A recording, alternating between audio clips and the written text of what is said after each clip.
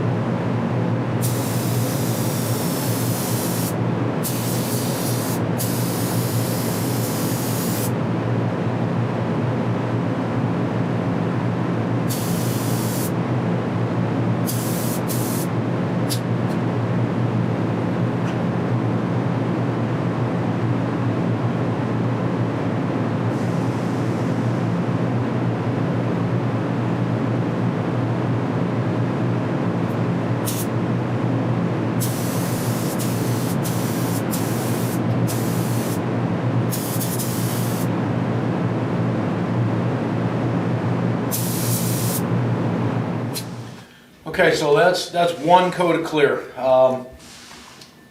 Be careful when you're going over the car. If you see a spot that might be a little drier than others, you're going to have to use your best judgment and use experience as to whether you want to put a little more clear on it or wait for this to flash and put a second coat on. If it's just dusty from a little bit of overspray, it's gonna burn in once that the reducer starts outgassing. It's gonna kind of burn in. But let me take the camera here for a minute, and I'll just walk down the sides of the car. So it's like I said. I like to spray it how I want it to look. Okay, yeah, you might have an issue with maybe something running. Just be careful when you get in your contours like these here, down the bottom of your drip edges, places like that. Here where it's going to kind of double coat, you got to be careful that you don't run it. All in all, I'm pretty happy with this as a first coat of clear.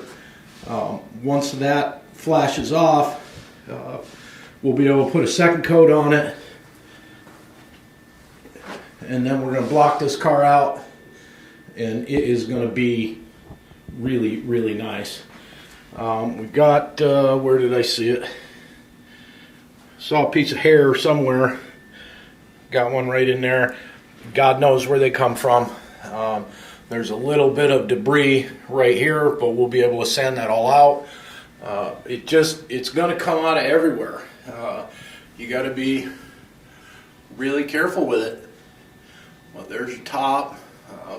All in all, for a first coat of clear, I'm really kind of happy with that. No runs in the jams. That's clear because you put it on at the mill thickness that you put it on. You stand a better chance of running the clear than really anything else.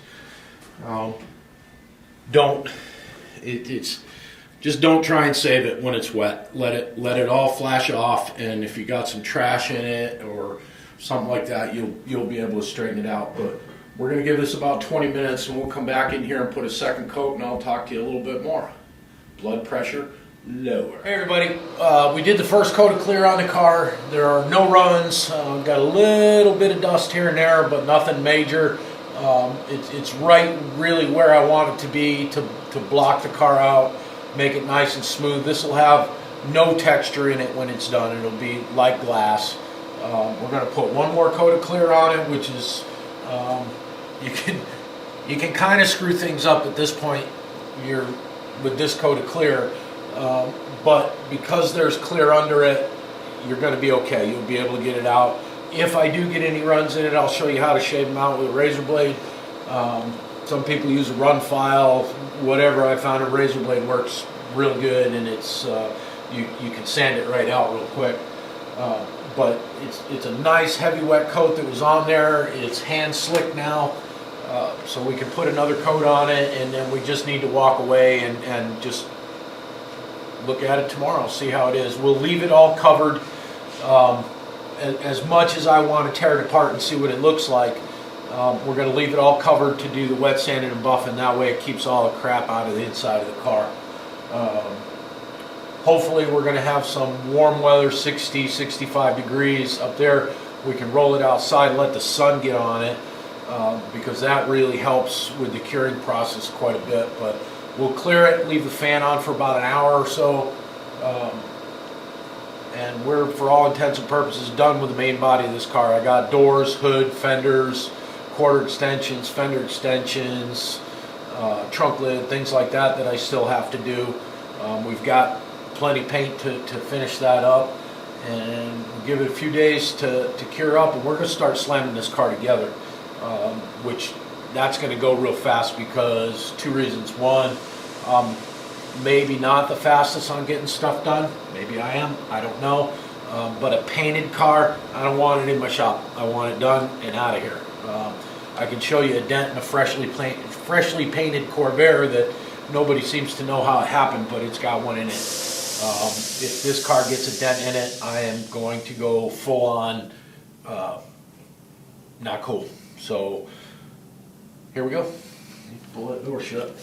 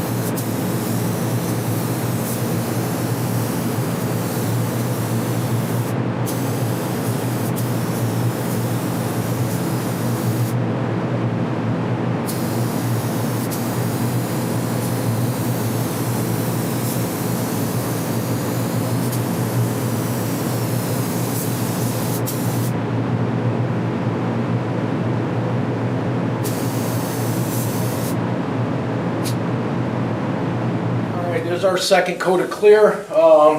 Done. Got a run in the back on the tail panel, which is no big deal because that's going to be painted black anyway.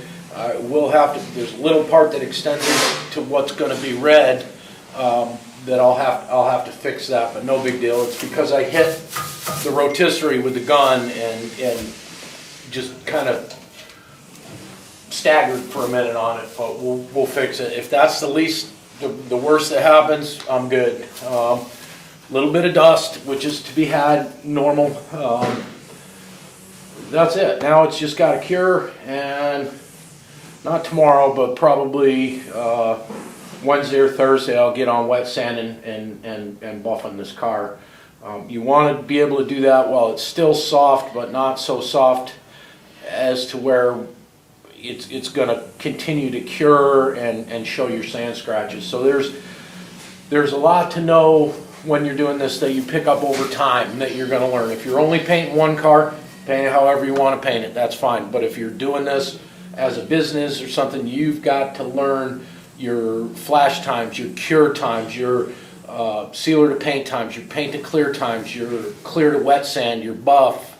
All of those times are real important. Don't rush.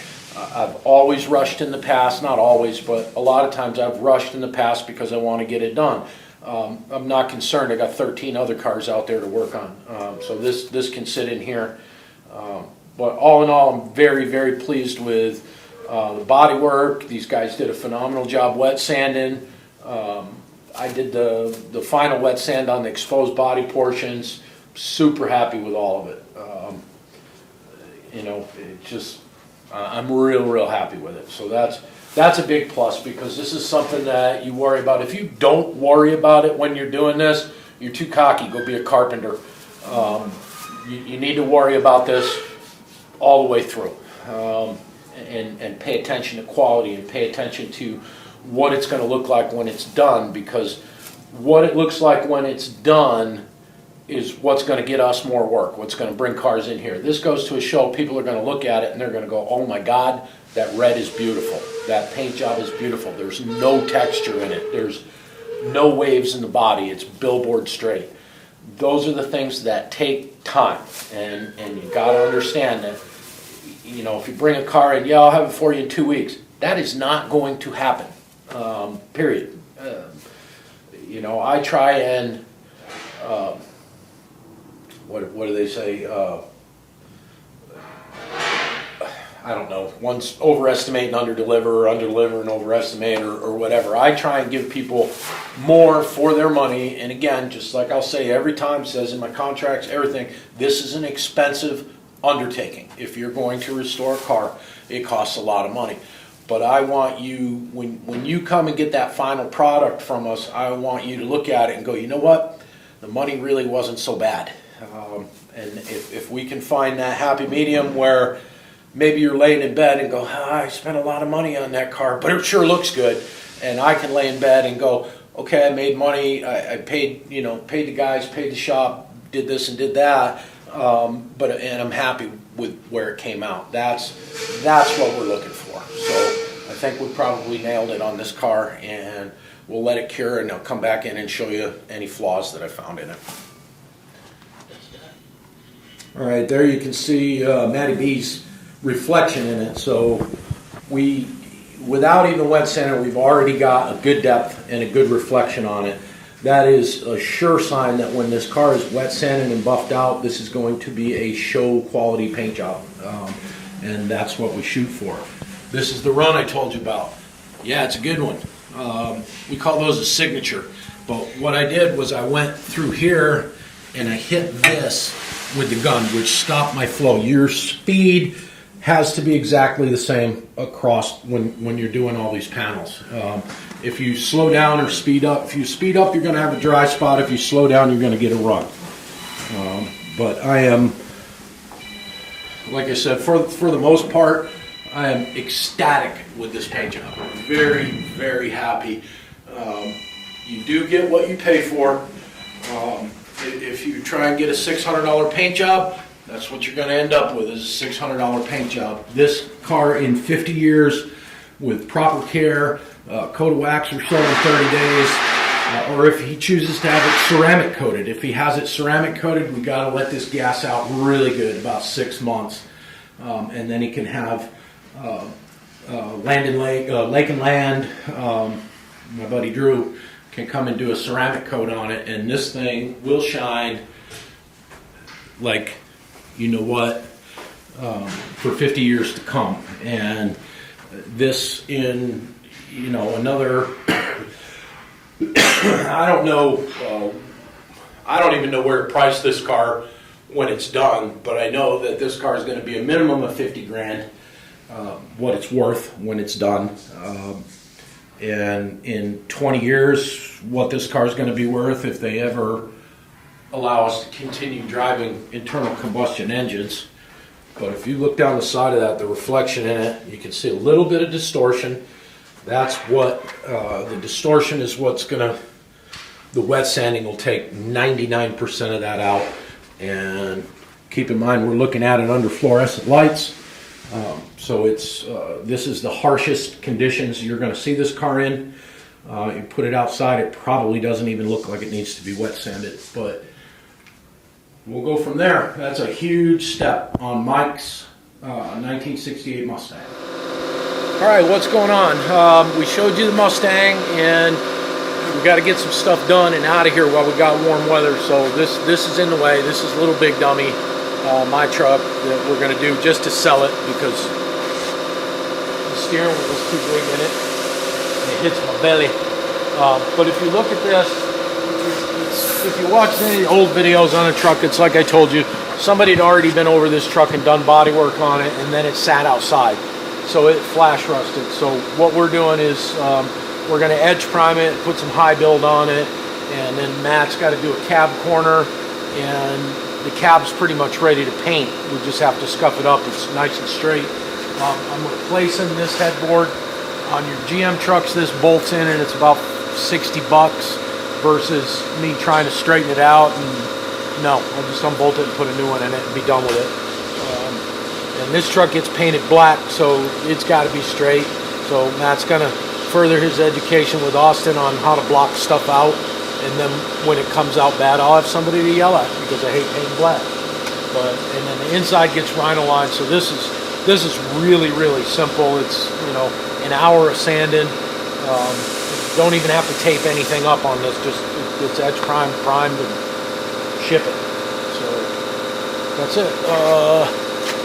What else you got going on? Nothing. We'll talk to you later.